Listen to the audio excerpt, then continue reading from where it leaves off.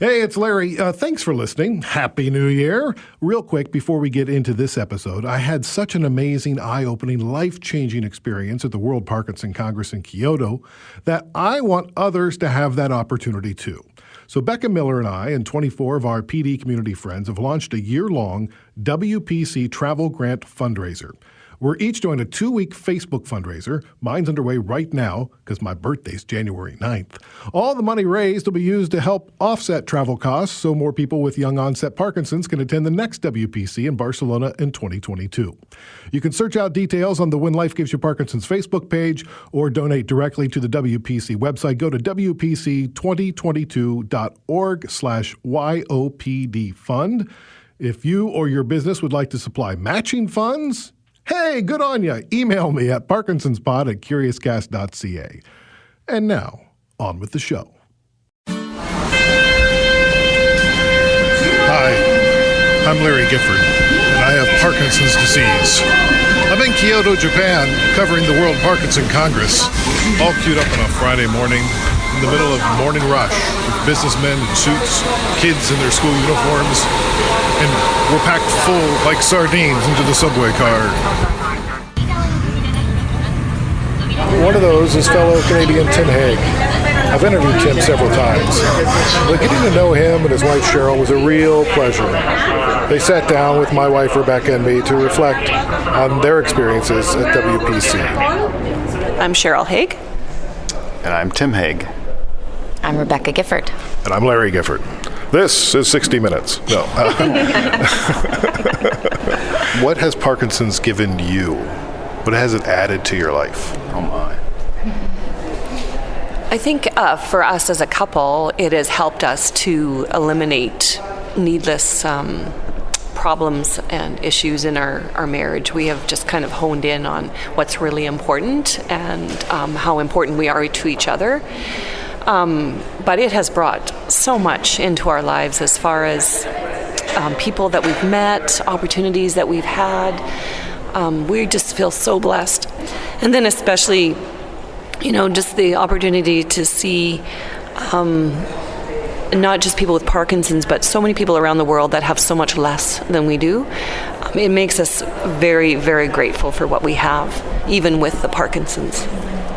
Well, at some point it gets a little embarrassing because I like to say that Parkinson's has given me far more than it's taken. And that is very much a reality. I mean, Parkinson's gave me the Amazing Race. The Amazing Race gave us a huge financial payout in winning it, right? It has, in winning the race, that threw open the door to speaking, that threw open the door to writing a book. And I mean, Parkinson's has been a massive blessing in our life. And that's really difficult to wrap your head around because I hate Parkinson's. I hate it with a passion. And as I often say when I speak, there's not been a single day I've ever woke up and thought I was happy to have Parkinson's. And yet, if I didn't have Parkinson's, I'd probably still be a nurse, pulling a day job, not sitting in Kyoto, Japan, not having done any of the things that I've had the opportunity to do these last 8 years. So balance that for me. Figure out the scales on that one, because it's way out of whack that this lousy freaking disease has given us so much. Yeah, and I would like to ask you the same question. What have you seen in your life that has, how do you feel like Parkinson's has given you, or has it taken more away from you? I think we're still early in our journey, so we're still coming to terms with some of the ways that it will affect us, and not necessarily an outwardly happy way. But that said, we're also smack dab in gratitude for the opportunities, a new community, fantastic people, opportunities for growth. It's Parkinson's or any challenge in life, but diseases in general, and Parkinson's in very specific kinds of ways. kind of magnifies the things you need to work on yourself, and maybe your relationship with your family or your spouse or your child or whatever. It offers you an opportunity to just puts a spotlight on it and ramps everything up. And so I was like, okay, here's an opportunity for us to work on that, and that then growth comes with that. It's an aspect of growth for us and our child, as you pointed out before, that we wouldn't have otherwise. And things like we get to, we went to Japan for the World Parkinson's Congress, and we would have probably not gone to Japan otherwise, and it kind of forced us out of our comfort zone in that way. And just really beautiful people are part of this community that I would have never met otherwise. I think the other thing for me, well, there's several things, but our relationship has become more intimate, and our communication has always been good, and Parkinson's kind of takes that away from time to time because sometimes we're out of sync. Yeah. But we do have much more intimate conversations than we used to have. And the same is true with my brothers and my sister and my mom, where I've spent a lot more time talking to them at length. Like, I've had longer phone calls with them than I've collectively talked to them over the course of the last 30 years. And so Parkinson's has brought us closer together as a family. But it's also created a lot of opportunity for me. I didn't go on a reality TV show, but I created my own reality podcast.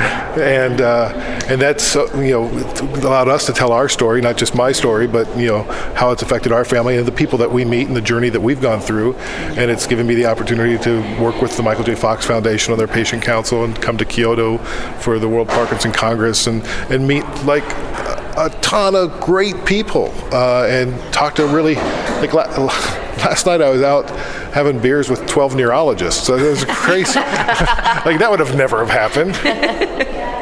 Well, and I neglected to mention, because the first thing that came to mind actually when you started talking about it was the podcast and all the fantastic things that have happened because of the podcast, and that the whole family is involved in that. It's given us a voice, it's given us a creative outlet. We both find storytelling very important in our professional and personal lives, and this has been a fantastic way to help us process this, get lots of information from wonderful people, meet people and interview people, and that's been something that definitely wouldn't have happened. Well, and selfishly, I created the podcast in part because I had a podcast about radio before, and because I was a radio consultant, and I wanted to learn more about radio and talk to the smart radio people. So I started a podcast and invite them on the podcast so I could talk to them and get to know them. Well, the same thing's true with Parkinson's. I can now call just about anybody in the Parkinson's community in the world at any time and say, "Would you be on the podcast?" And they're like, "Yes, I'd love to talk about what I'm doing." And then it becomes like a one-on-one session with, I can just tell them my problems and they can help solve it. For free. A worldwide community of resources. But the good news in that is not only does it help you, but it helps the rest of us.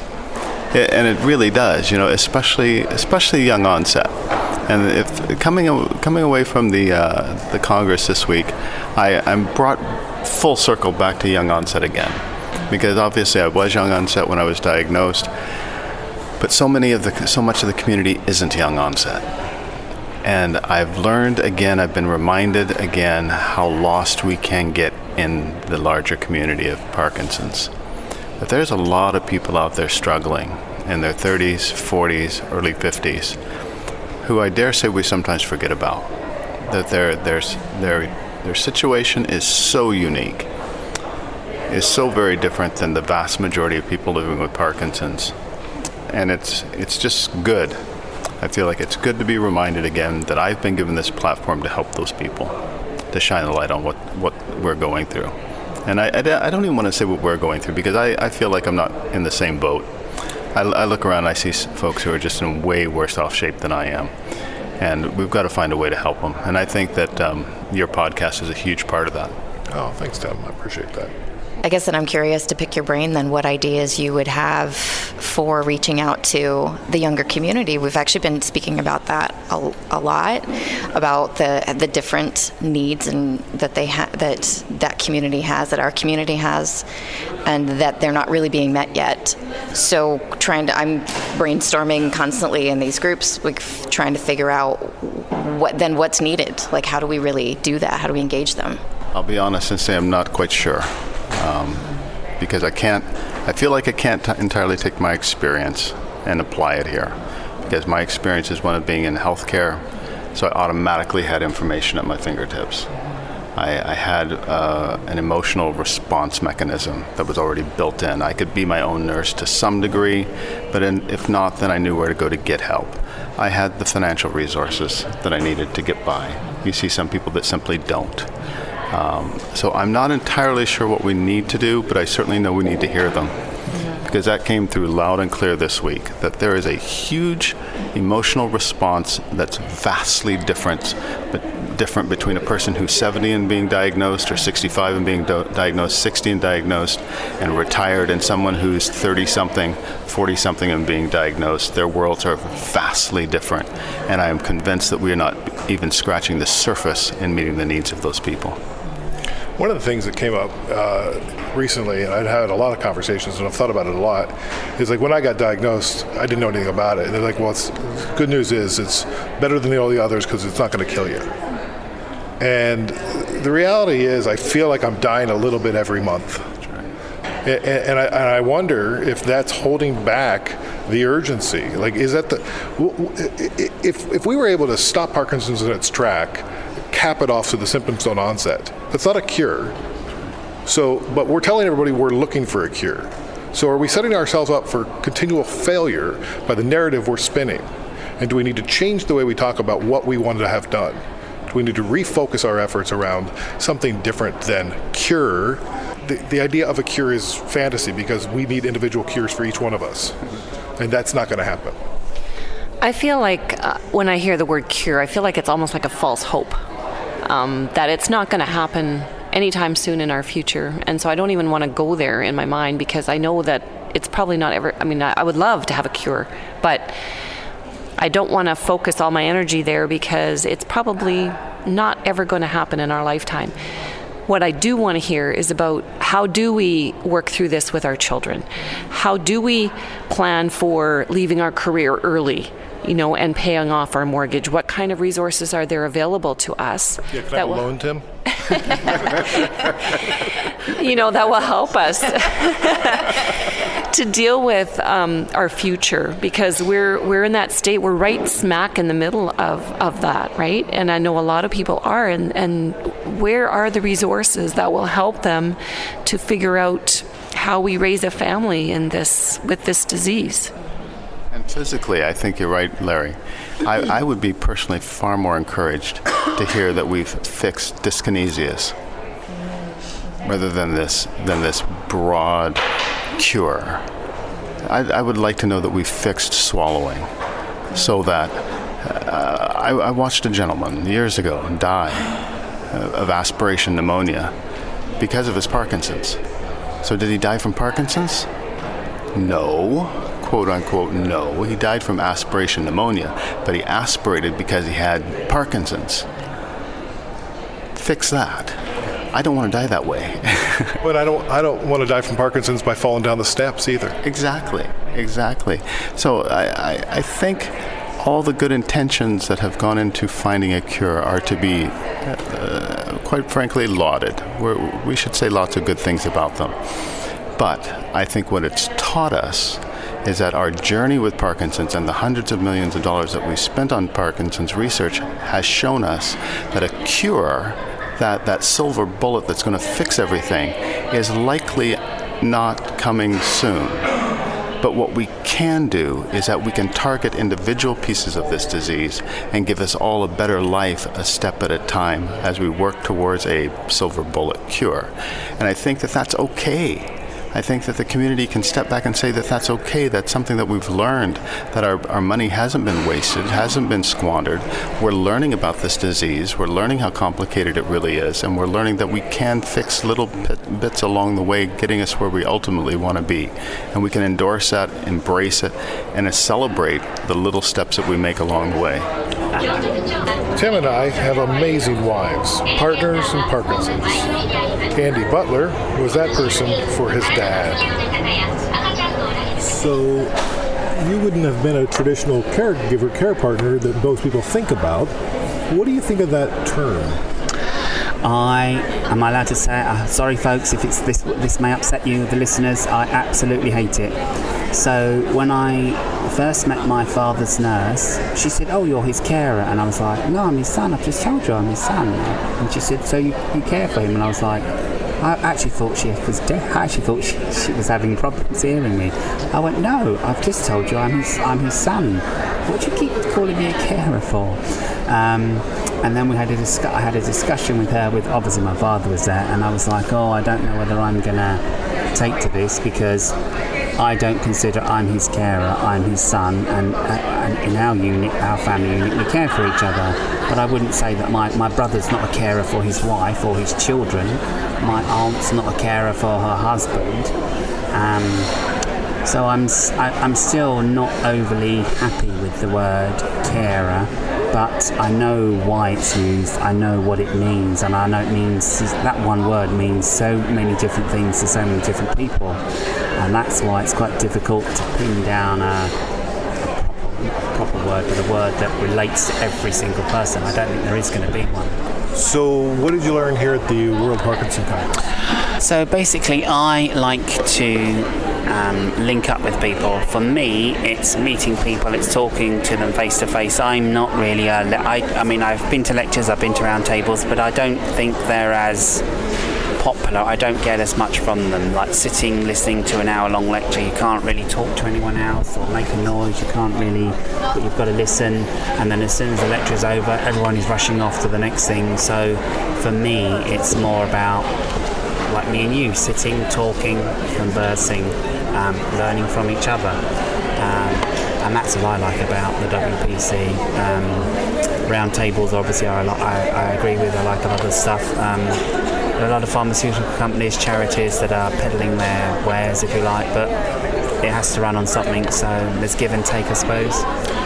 So when you're talking to people, are there themes that keep coming up here that are maybe an undercurrent to the conference?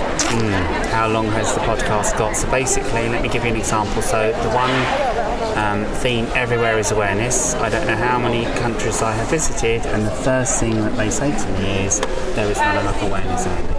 As we wander around the floor of the convention center, there's booths everywhere, and we are now approaching the Michael J. Fox Foundation for Parkinson's Research booth. This is Allison Boyles, and she is the official title. I am Senior Associate Director of Communications. She is a big wig. What's going on over here?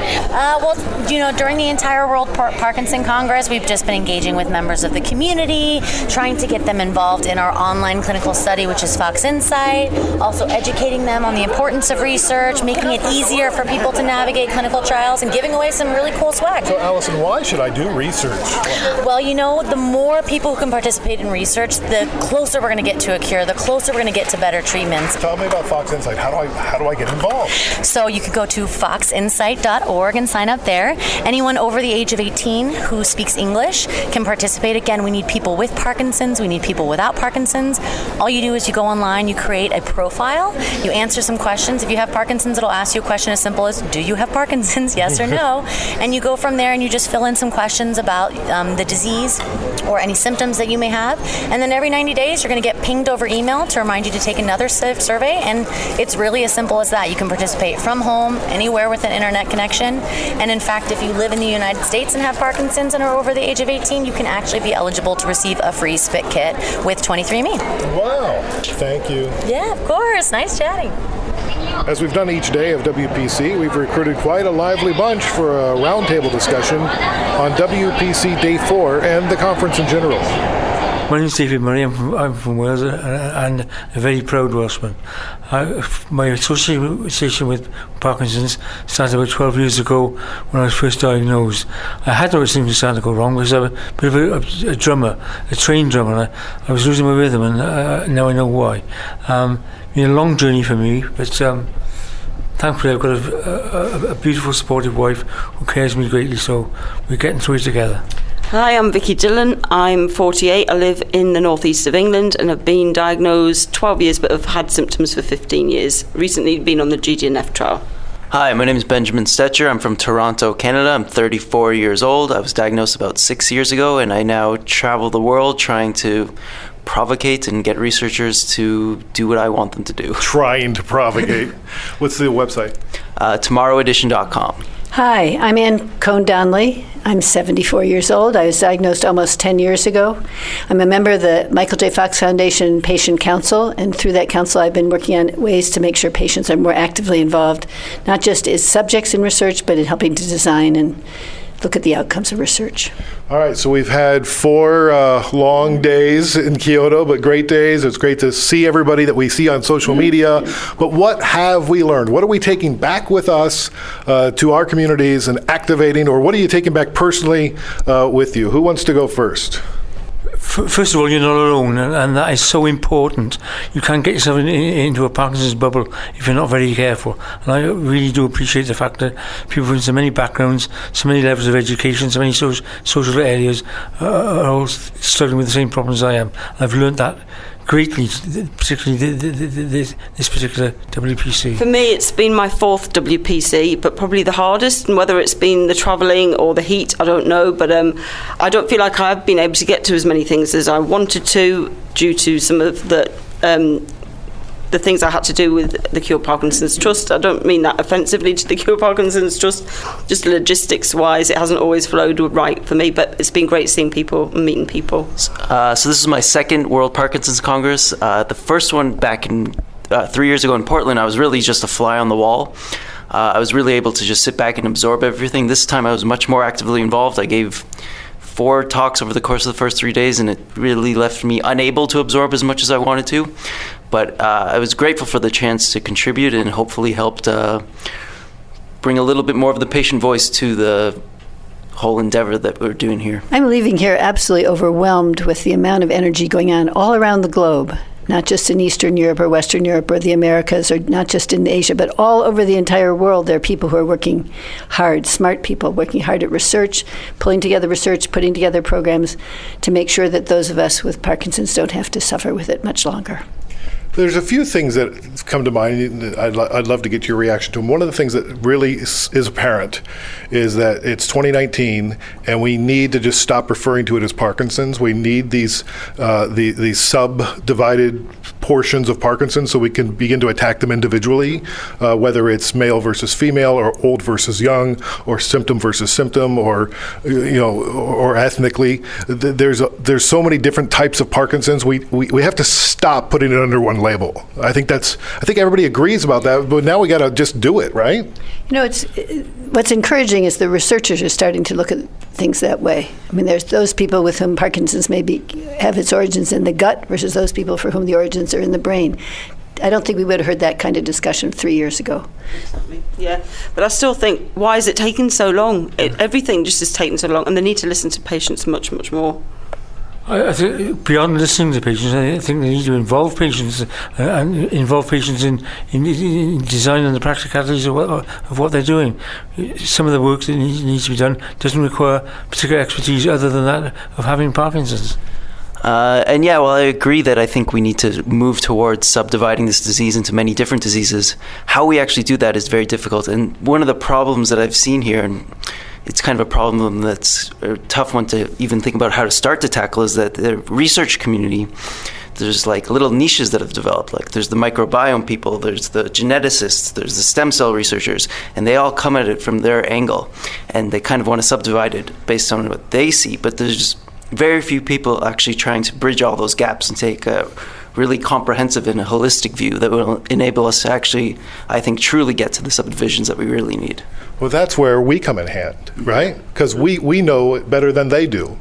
so we can begin to subdivide for them and tell them what we want and demand it, because we're raising the money that's populating these charities. So if we take action, if we take control, if we take ownership of this, we can turn the tables.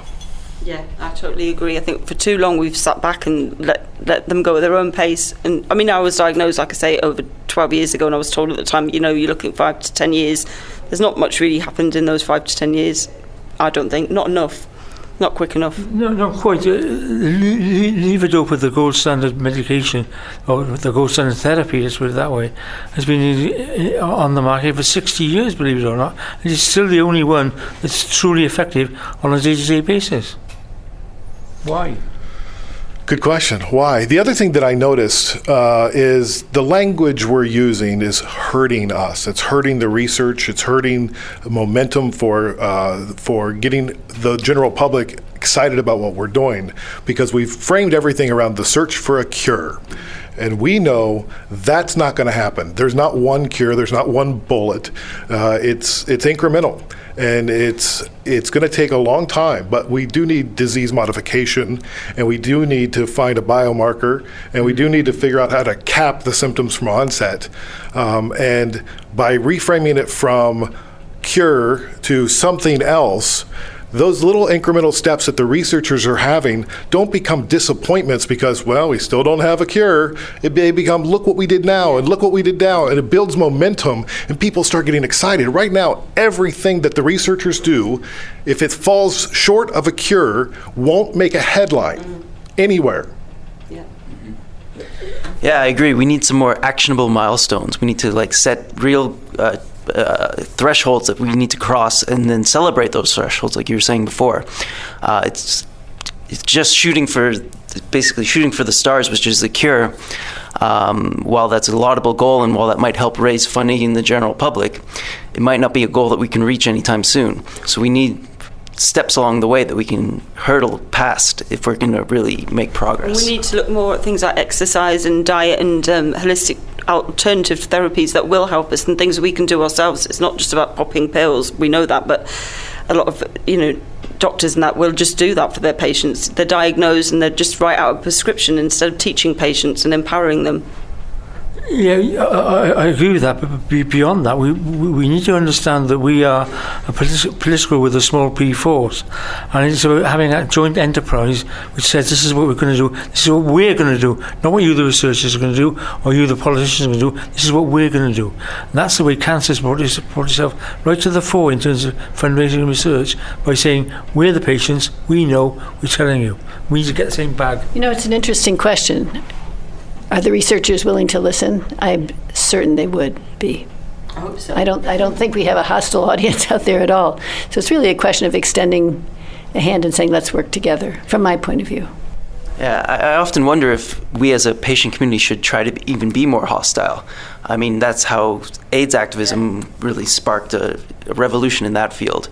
I look around and sometimes I feel like as a group we might be a bit too passive. Maybe that's the apathy that comes with this disease. But I also see a lot of energy and a lot of people that want to push things forward.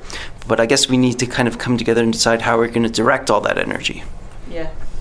And stop that with the politeness. For a long time people have listened, the doctor knows best, and you don't argue with them, you accept what the doctor says, but no, we've got to stop speaking up for ourselves more. One of the things I found, not only this WPC but others, is I'm dealing with a very nice crowd of people, B, who are saying, sod this, Parkinson's is not going to ruin my life. We're all heroes, every one of us. There are people who are bigger and more talented heroes than I am, but every single person who's got Parkinson's is a hero in their own life. The problem is, it doesn't present as a difficulty. Well, sod this, I'm going to get on with it. Isn't he good? And off you go, Dave, and no one takes any notice about my real problems, which are locked in my soul, and no one thinks in that way. We need to be thinking about what is it that really affects the lives of people with Parkinson's, their families, their relationships, their own psychology. We don't, and we just say, we're heroes, we're going to get on with this, and it's not the right message to get out there, not in my view anyway. Yeah, I think language and the way we portray our disease is really important. And like if you watch a public service announcement for Parkinson's, they show somebody in a cape walking down the street. We got a big walk, They look at the hero. But if you look at if you look at lung cancer, wheelchair, and the pictures they have on the side of cigarettes, they're showing the ugly. Yeah. We never show the drooling guy in the wheelchair because that would not be a hero. Yeah. And we need to get rid of that. We need to shock people. We do. That is so right. I mean, people are very kind to me and say, Dave, you scrub up well when I go out and put a jacket on. Yes, I can. They don't see me at 3 o'clock in the morning when my mouth is gaping. I've had no medication inside me. As you say, I'm drooling. My eyes are watering because I can't blink my eyes quickly enough. They never see that side of it. And the fact I have to call my wife because I can't get to have a pee, that's the bit they don't see. All they see is Dave Murray who scrubs up well. It's that expression, I might have Parkinson's and have mate, I hate it, because it does it does. And we've got to stop with the vanity as well. And we have got to be more real and honest to the public and to ourselves as well. I guess the question is, what is the message that we need to get out there, and to what end? Is it that we need more money? Is it we need more bodies? Is it we need more sympathy? Is it we need more energy? I mean, what is it that we need to accomplish? And what is it that's going to get us there? Faster research, I think, and clinical trials. I was on a clinical trial that worked, but it failed. It improved me 63%, but I won't get that drug anymore. And it was almost worse having something that helped and then have it taken away. So clinical trials need to be looked at, the way that they are approached, the methodology, how long they take, the amount of money that's wasted. There's so many frustrating things. You know, the one statistic that I heard here this week that really was distressing to me is 85% of clinical trials never get off the ground because they don't get subjects who are willing to come forward and participate. They don't get us to come forward. So much money. We're talking billions of dollars lost every year. It's just shameful, really. There's a lot of bright points to this. I don't want to say that the WPC is great. I mean, I really think this is a terrific event, and I don't want this to come across that we're angry about the WPC. No. There's just frustrations because we're not patients. We're impatients. And the one thing that really when Tom Isaac's widow went up there and she had the keynote address of the conference to put a caregiver, caretaker, a person that's a partner in Parkinson's, whatever you want to call that person. She's my wife is my partner, but to put them front and center.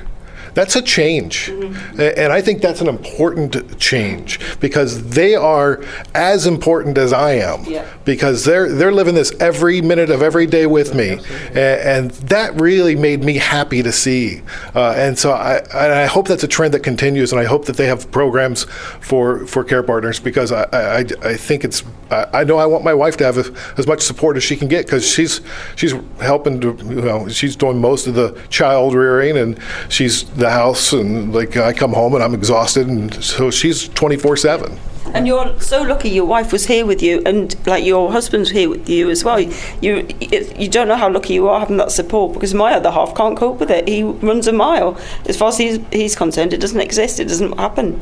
Parkinson's, and it's I've had it nearly 15 years of symptoms, and it's hard when you live with somebody who won't accept it or acknowledge it. And they need help. They do. That is extremely important, and we don't pay enough attention to the psychology of the family dynamic. I mean, we all know that plenty of marriages break up under the strain of. If my wife left me, I'd be heartbroken. I wouldn't blame her.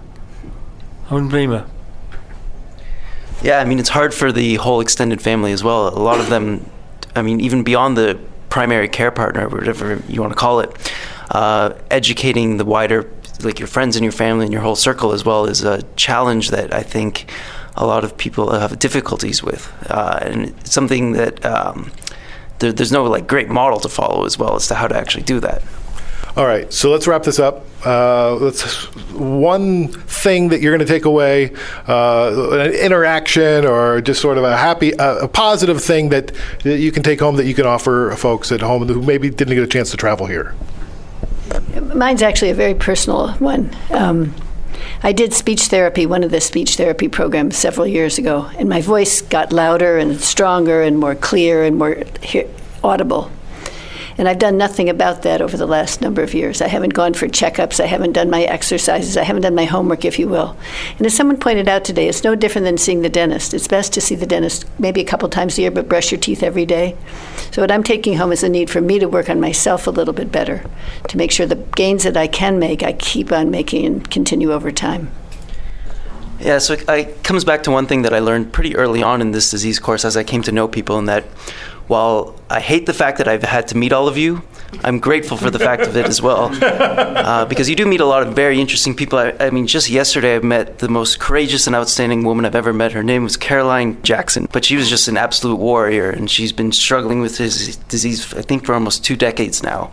And just hearing her story and hearing how she's persevered despite everything she's gone through was really inspiring, and it really struck home for me, I think, what the biggest takeaway of these conferences for me is just the people you meet along the way. Absolutely, I totally agree with what you've said there, Ben. It overwhelms me, actually, how much I care and love these people and feel proud to be a part of it. It's like a family, really, it is. And yeah, like you said, Ben, sometimes I wish I wasn't part of it, but Parkinson's so far has given me more than it's taken, and it has changed me and made me a better person, I think.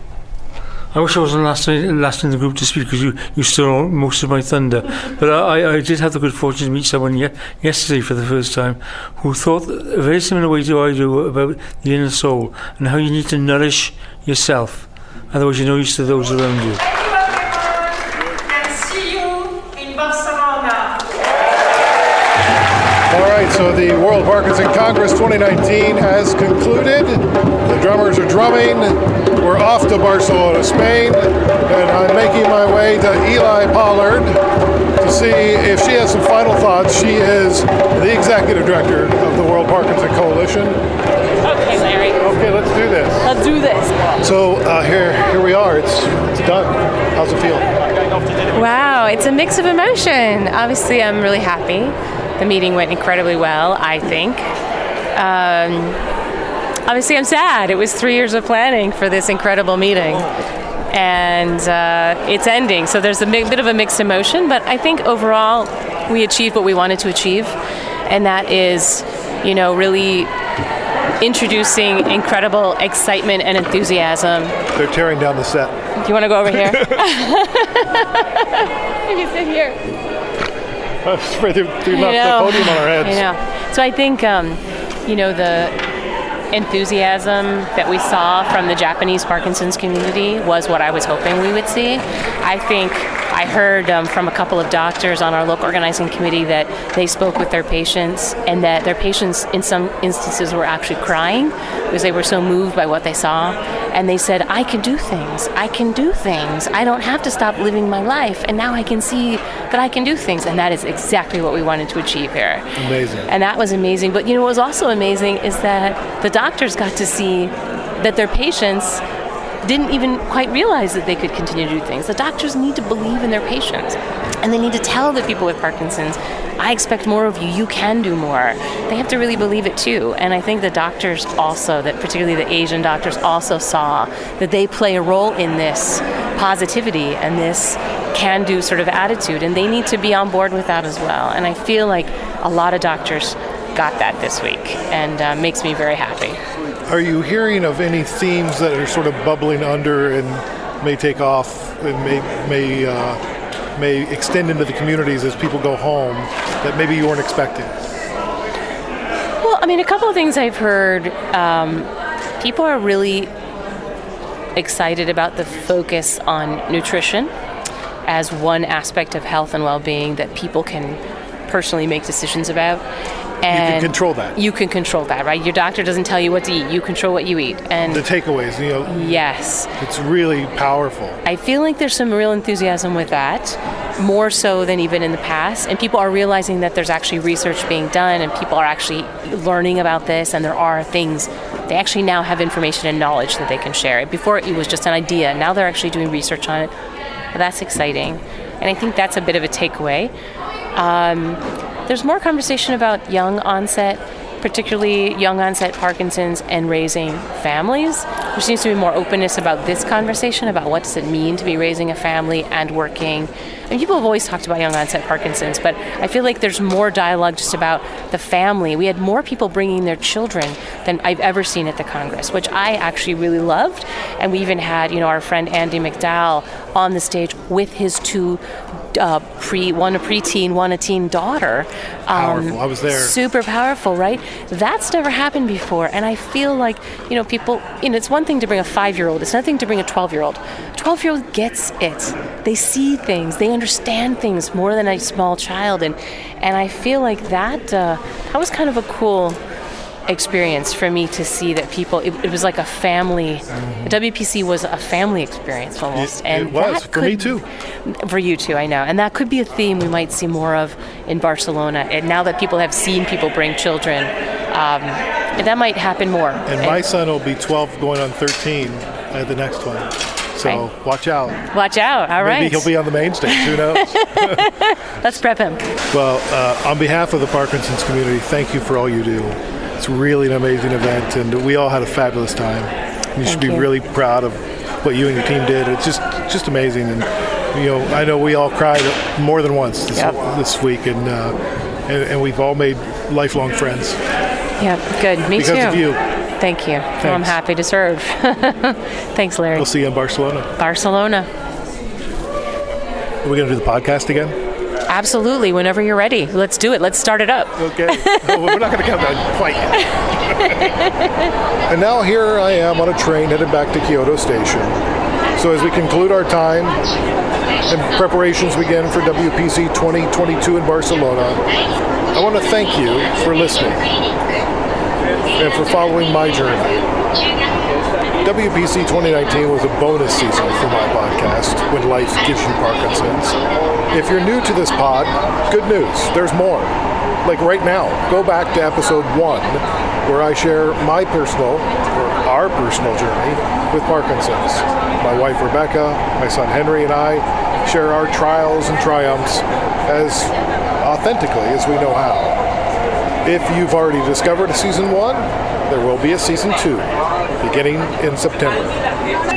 From Kyoto, Japan, for Curious Cast and the World Parkinson Coalition, this is WPC 2019. Special thanks to Eli Pollard and her team at the World Parkinson's Coalition.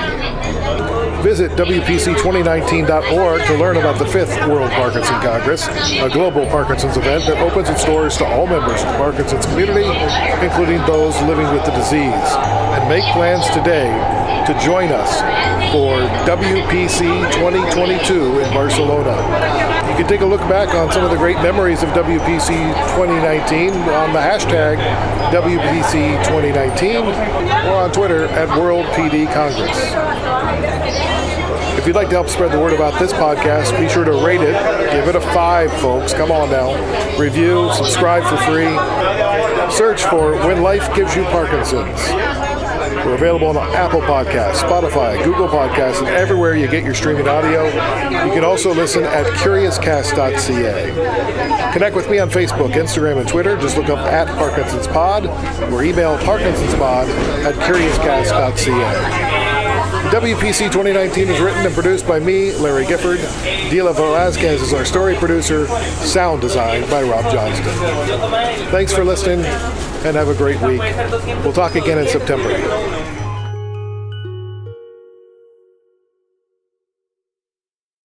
Canada may be known for its landscapes and friendly people, but beneath the surface lies a darker side of crime, history, and the paranormal. Since 2017, the award-winning Dark Poutine podcast has explored the shadowy corners of the Great White North and beyond, delivering chilling tales from a uniquely Canadian perspective. Hosted by Mike Brown and Matthew Stockton with over 300 episodes and fresh releases every Monday, Dark Poutine is your weekly ticket to the creepier side of Canada. Listen to Dark Poutine on Apple, Spotify, Amazon Music, or wherever you get your podcasts.